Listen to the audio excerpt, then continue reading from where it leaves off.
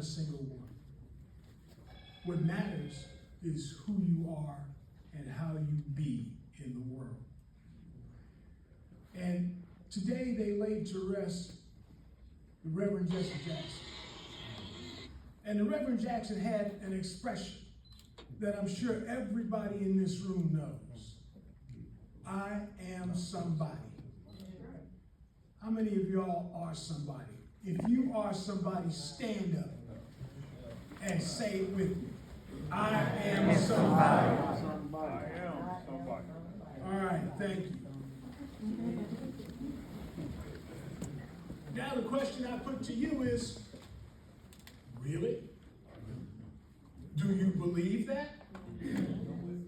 Because there are a lot of folks who, they can say it, but they don't embody it.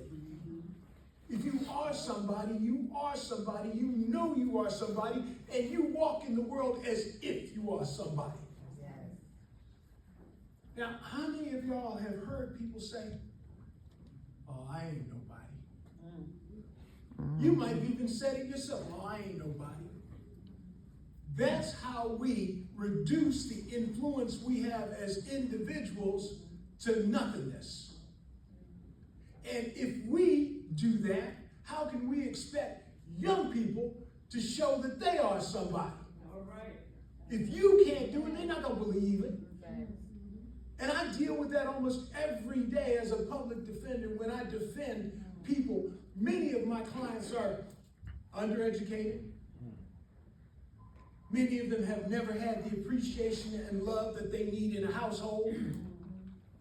And where do they find it? They find it in the street. And now I know there's a problem with the criminal justice system. I oftentimes refer to it as the criminal system. I've just tried 4 cases in the last 3 weeks, gotten acquittals for every single one of my clients. And these are felonies. One of them was second-degree homicide. One of them was CSC, more commonly known as rape. But what happens sometimes is nobody actually listens to what really happened. I had a client 2 days ago.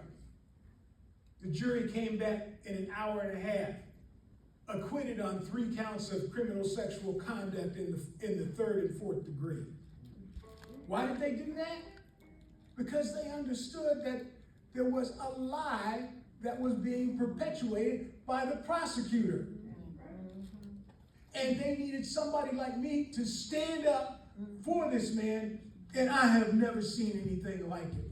When the jury came back, not guilty, this 50-year-old man broke down in tears. He broke down in tears. But let me come back to influence. Each one of us has influence in a different sphere. Minister Fuquabe has influence in his sphere. Miss Rebecca has influence in her sphere. We each have influence in our sphere. But unfortunately, we have been taught by media and by others that unless it's on TV, or unless it's in social media, or unless it's big, it don't matter. Influence can be in quiet places. You can influence wherever you are. And when I was with Meyer, I had a voice because I was the number 2 at the Meyer Corporation.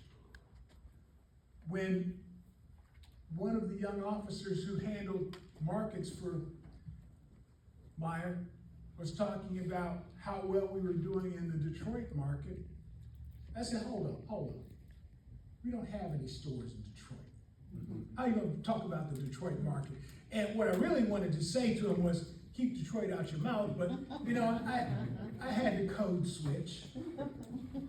And so I said, until we start building stores in Detroit, don't talk about the Detroit market. And as a result of that single conversation, there are now 3 Meyer stores in the city of Detroit. And it's my understanding that they're looking for an area to build a 4th and a 5th. To try and address some of what you talked about, Mr. Fuquabe, food desert. But that's not something that anybody would know. They wouldn't know.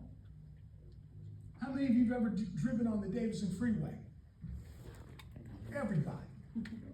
Well, in 1995, after 30 years of negotiation, the Engler administration said they would take over the road and renovate it. I hate to tell y'all, but they lied. And so I had to sue them. I was with the county and I sued them on behalf of the city of Highland Park and on behalf of Wayne County. Why Highland Park? Because at that same moment, Chrysler was abandoning Highland Park to build a brand new headquarters in Auburn Hills. Now, it's one thing if they just want to spend their money and do it, that's fine. But they were spending your money, our money, because they were going to build a new interchange for people to be able to get in and out of Chrysler headquarters in Auburn Hills. And that interchange was going to cost approximately $30 million. To renovate the Davidson Freeway, how much do you think it was going to cost to renovate it and keep it open as a highway? That 1 mile stretch that's so important to people. If you're just cutting through from the Lodge to 75, or if you live in Highland Park, how much do you suppose that was going to cost? How much? Give me a number. Couple $100 million. Oh man, what you talking about? You talking about building a highway to the moon? Now, to save Highland Park and make it have a future by having that highway, the cost was $5 million. They were unwilling to spend $5 million in an area that was predominantly black, but they had absolutely no problem spending $30 million out in Auburn Hills. Oh, by the way, it would have also helped people get to Pistons games. But I want each of you, the message I want to leave with you is you have influence. If you're on the PTA, you have influence in school. If you have children, you have influence with them. If you have a neighbor, you have influence with that neighbor. We all have influence.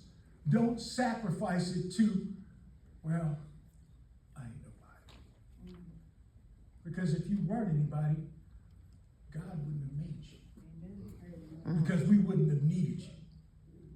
So please, please, I leave you with, be somebody.